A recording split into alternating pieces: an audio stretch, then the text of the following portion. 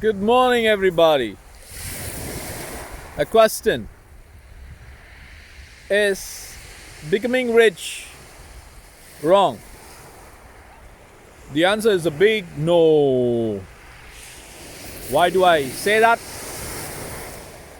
Because when you become rich, you get to enjoy life to the fullest. Have that in mind.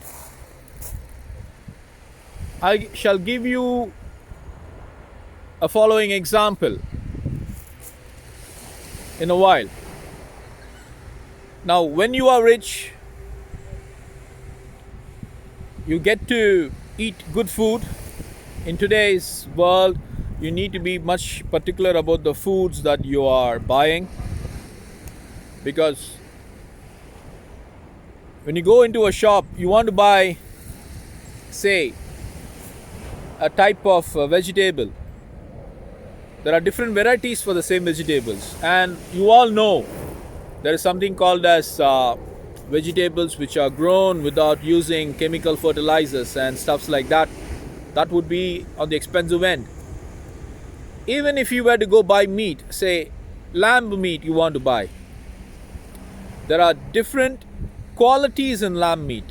The best quality is always on the higher end, and the worst quality is sold at the lower end.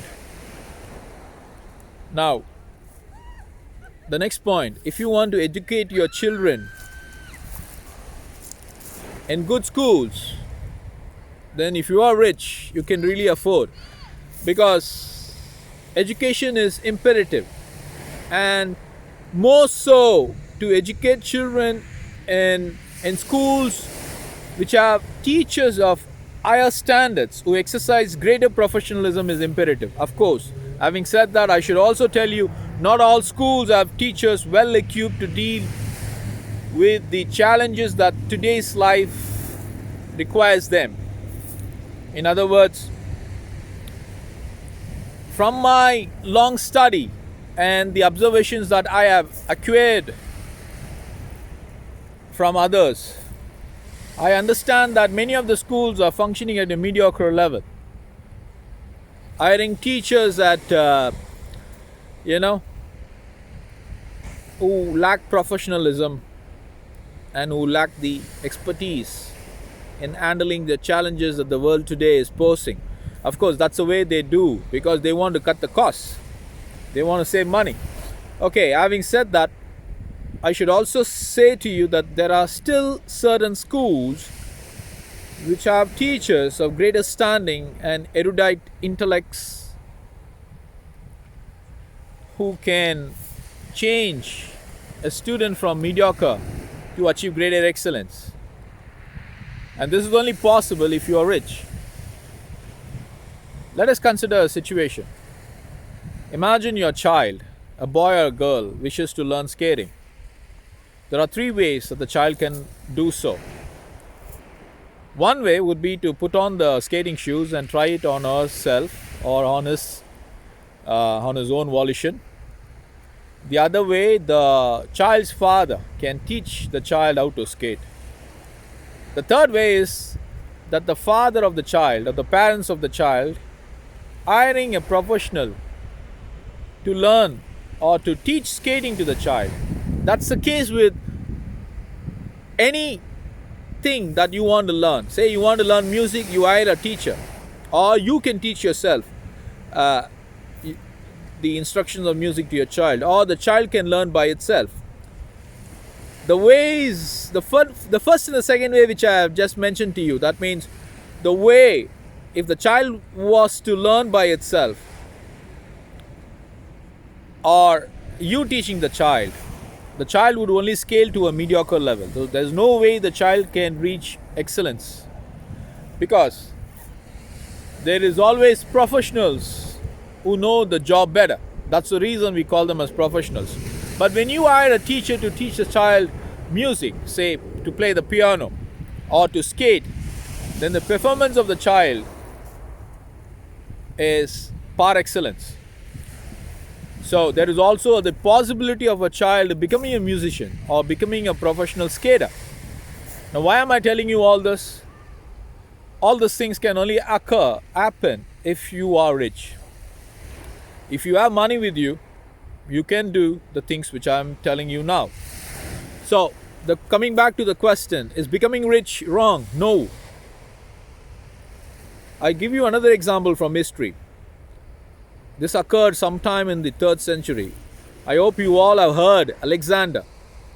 We just don't call him Alexander, we call him Alexander the Great. Now, why do we call him Alexander the Great? Because of his achievements. Now, Alexander would not have become Alexander the Great had he not had the teacher by name called Aristotle. Now, Alexander had several teachers. Have that in mind. Several professional teachers, which I would mention to you all at a later video. But for now, I wish to mention the name of Aristotle. Now, why do I do that? Because Alexander was not only a military leader of great skill, but he was also a great orator and a great philosopher and a scholar. He had the ability to communicate at greater levels. Remember, you would not be able to do things without the element of communication in your arsenals, because that is the way in which you communicate your thoughts, your processes, your ability to convince, influence, and to put forth the idea across the individuals who are standing before you. Okay? Now, without the communicating skill, without the ability to communicate, no individual can surpass the level of mediocre. So that means, in other words, if you want to scale beyond the level of mediocre, you need to have effective communicating abilities and skill sets. I'll give you one example. Now, before I could give you this example, I wish to tell you, Alexander was able to get the services of Aristotle because of his father was the king who united the entire or the whole of Macedonia.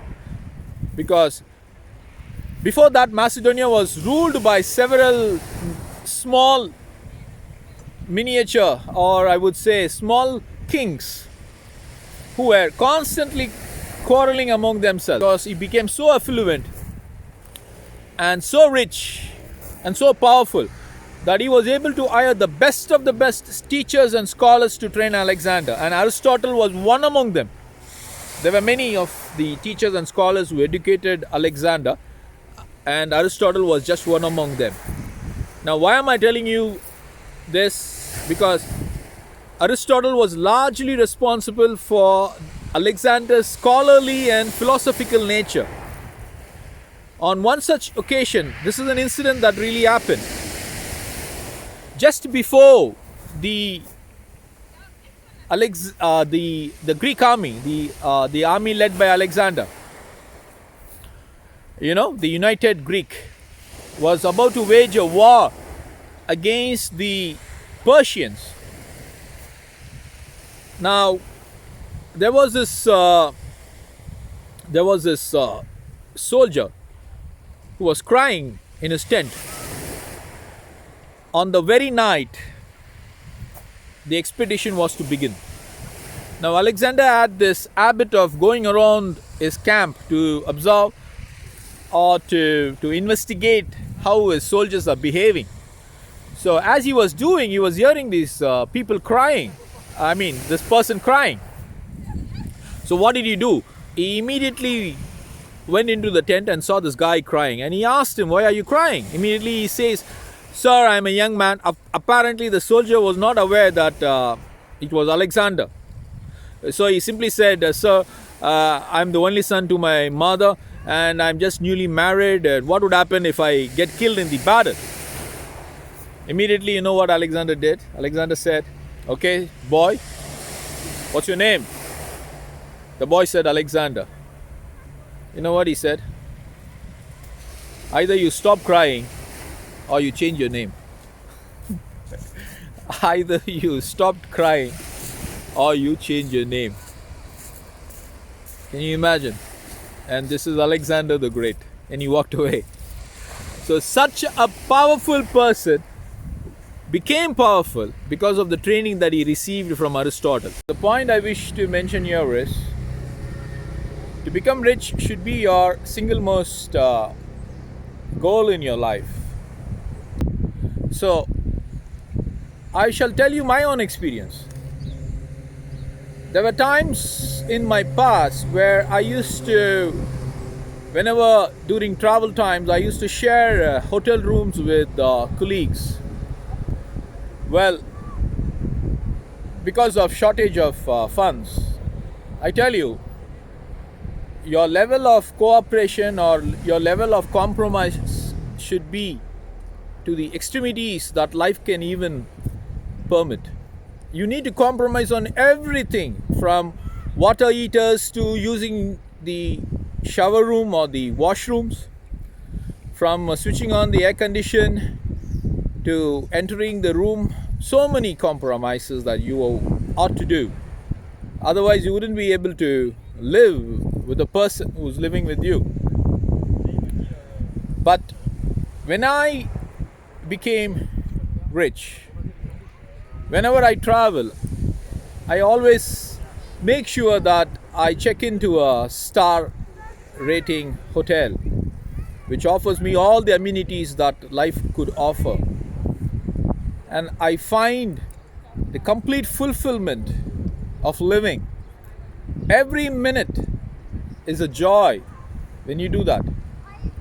So, the point I wish to make you is the experiences that you are bound to encounter can become enjoyable when you are rich.